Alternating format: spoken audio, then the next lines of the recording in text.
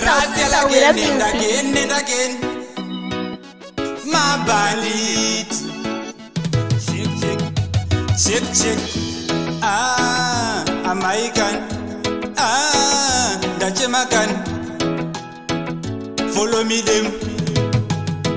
Dati maisha vayenda nijarara maneko panika panunda vakise. Maisha vayenda nijarara maseiko panika panunda vakise.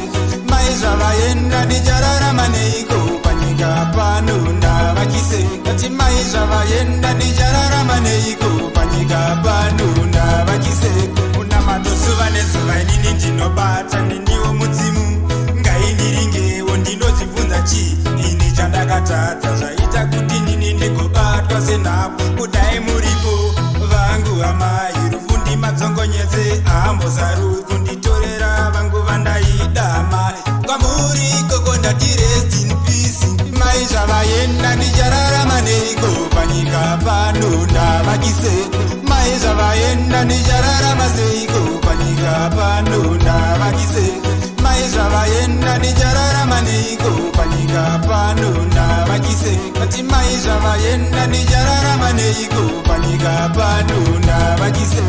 Andichina ini anondirayira nekundipa mazano ekuti ndende mberi. Unere rwakangomawo amai kudai muripo vangu amai veukama avambonditaira pandinenge ndagona vanonditi ndatadza. Dzimwe dzenguva vanondinyima chekudya mumwoyo mangu ndati nini azvimbondifadza. Mai zvavaenda ndichararama neiko panyika pano ndavakise.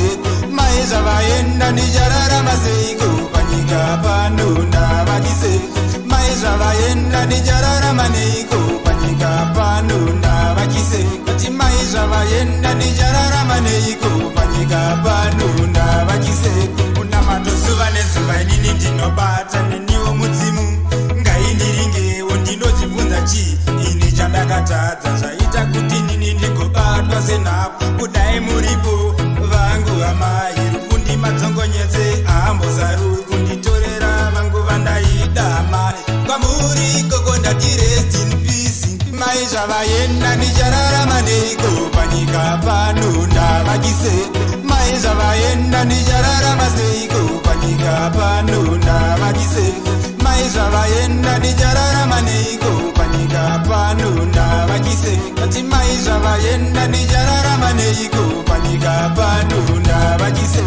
Andichina ini anondirayira nekundipa mazano